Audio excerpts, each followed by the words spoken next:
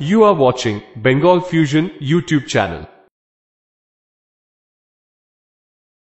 নমস্কার, বেঙ্গল ফিউশনে আপনাদের সবাইকে স্বাগত।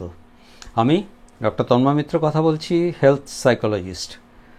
প্রায় 30 বছর ধরে মানসিক রোগের চিকিৎসা, গবেষণা এবং এই ধরনের সমস্যা যাদের আছে তাদের নিয়ে নানা রকম চিকিৎসা পদ্ধতি, এই নিয়েই আমার কাজ।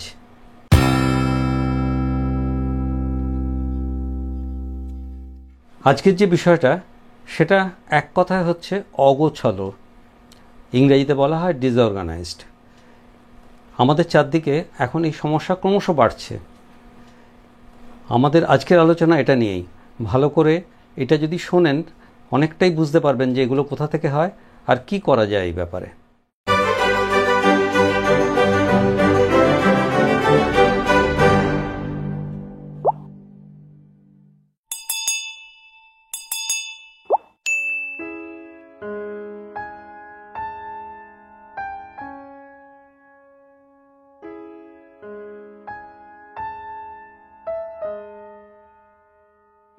আমাদের কাছে আসা বাচ্চাদের নিয়ে বাবা মাদের খুব সমস্যা। আমি বাচ্চাদের কথা বলছি, যে বাচ্চারা চঞ্চল বাচ্চা, তাদের বাবা মারা এসে বলেন যে ওরা অগোছলো, একদম জিনিস ঠিক জায়গায় রাখে না। সেটা না হয় বোঝা গেল খানিকটা, আমরা সবাই কিছুটা বুঝি, চঞ্চল বাচ্চা জিনিস ঠিক জায়গায় রাখছে না। একই কথা কি একটা ইউনিভার্সিটিতে পড়া বা ওই বয়সের আরেকজনের 24, 25, 26 বছর বয়সের একটি ছেলে বা মেয়ের সম্পর্কে বলা যায়? তাদের বাবা মারা এসে যখন একই কথা বলেন যে ওর একটা বিরাট সমস্যা হচ্ছে, যে ও ভীষণ অগোছলো, অগোছলো কথাটাই ব্যবহার করেন, অর্থাৎ জিনিসপত্র কোথায় কোনটা রাখছে খুঁজে পাচ্ছে না, এবং সবসময় একটা জায়গায় জিনিস রেখে ভুলে গেল, এবং কোথাও পৌঁছানোর কথা দেরি করে পৌঁছচ্ছে, এবং সেই কথা মনে করিয়ে দিলে বা যদি তাড়া দেওয়া হয় তাহলে বিরক্ত হচ্ছে। এবং এই রকম করতে গিয়ে দেখা যাচ্ছে সমস্ত জিনিসটাই একটা বিশৃঙ্খলতা হয়ে দাঁড়াচ্ছে। আমরা কিন্তু তখন বলি যে এটা কিন্তু একটা সমস্যার জায়গা হয়ে দাঁড়াচ্ছে।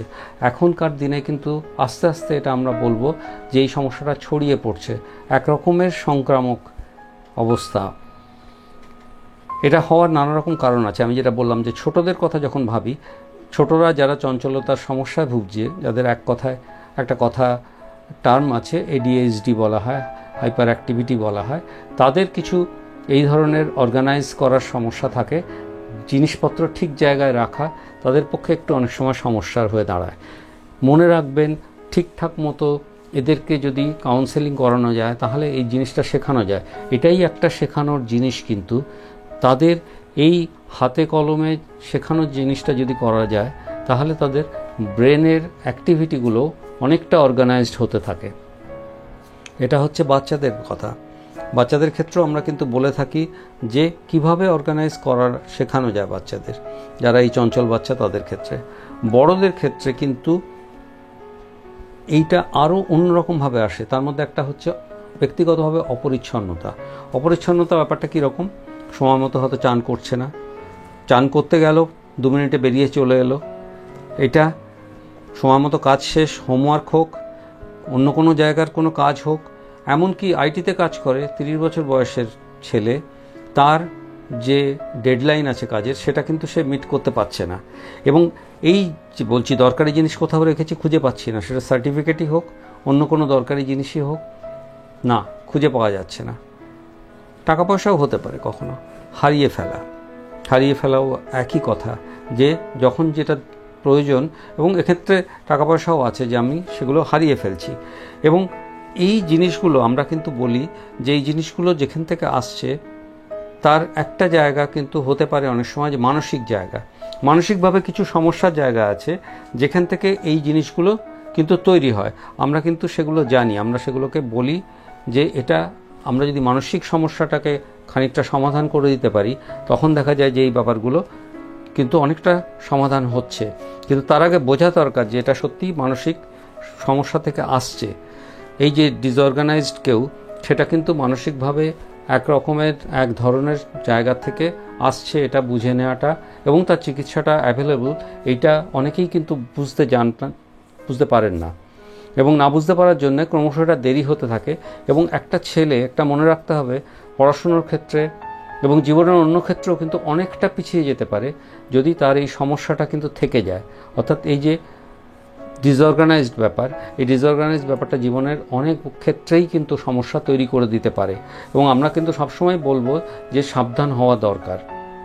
আর একটা জিনিস হচ্ছে যে কোনো সময় একটা রুটিন তৈরি করে নেওয়াটা খুব দরকার। রুটিন দেখবেন যে যাদের এই সমস্যা থাকে তারা কিন্তু রুটিনের ধার ধারে না, রুটিন তারা রাখতে চায় না, কিন্তু রুটিনটা দরকার। খুব প্রথম জিনিস হচ্ছে চোখের সামনে একটা রুটিন রাখা, যেতে সকালে ওঠা থেকে প্রত্যেকটা বড় কাজ সকালের, অর্থাৎ অলমোস্ট প্রায় 2 ঘন্টার, প্রত্যেক 2 ঘন্টা যতক্ষণ আমরা জেগে থাকি সেগুলো কিন্তু লেখা থাকবে ওখানে, এবং সেটা আমি মেনে চলার মতো কিন্তু ভাবতে হবে। আপনারা কি এমন, যেহেতু এখন সবাই প্রায় কাজ করেন ল্যাপটপে বা কম্পিউটারে, এমন আমরা দেখেছি যে ডেস্কটপটা সেটাতে অনেক ফোল্ডার রয়েছে। ফোল্ডারগুলো এমন ফোল্ডার যে প্রত্যেকটা দেখতে হয় যে সেগুলো কি, সেগুলোকে গুছিয়ে রাখা নেই। ঠিক আছে, প্রচুর ছবি আছে, ছবিগুলোকে গুছিয়ে রাখা যায়, অর্গানাইজ করে রাখা যায়, একটা ডেট ওয়াইজ হোক বা ঘটনা কোনো সেরকমভাবে হোক, কিন্তু সেটা করা নেই। এইগুলো কিন্তু ইন্ডিকেট করে মানসিক বিশৃঙ্খলতার। এই মানসিক বিশৃঙ্খলতাটা কাটিয়ে ওঠা কিন্তু দরকার। এবং এই মনে রাখবেন যে 2টো জিনিস এদের সমস্যা হয়। একটা হচ্ছে এদের এই প্রোক্রাস্টিনেশন, অর্থাৎ সব কিছুতেই দেরি করতে থাকা, কিছুতেই তারা সময় মতো গিয়ে পৌঁছতে পারে না, এটা একটা জায়গা, সমস্যার জায়গা হয়ে দাঁড়ায়। এবং তখন এরা দোষারোপ করতে থাকে, অন্যদের দোষ দিয়ে থাকে, বলে যে না এটা এই জন্য হচ্ছে বা ওই জন্য হচ্ছে, এরকম একটা ব্যাপার। অথবা এই যে তাড়াহুড়ো করে শেষ মুহূর্তে করার জন্যে অনেক দরকারি জিনিস সমস্যা তৈরি হয়ে যায়, সেটা পরীক্ষার খাতার প্রশ্ন লেখার মতোই হোক বা জীবনের কোনো বড় ডিসিশন মেকিংয়ের ক্ষেত্রেই হোক।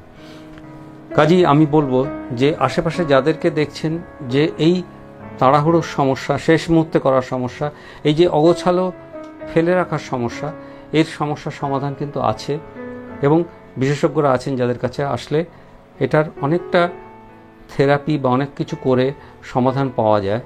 সেটার চেষ্টা করা দরকার।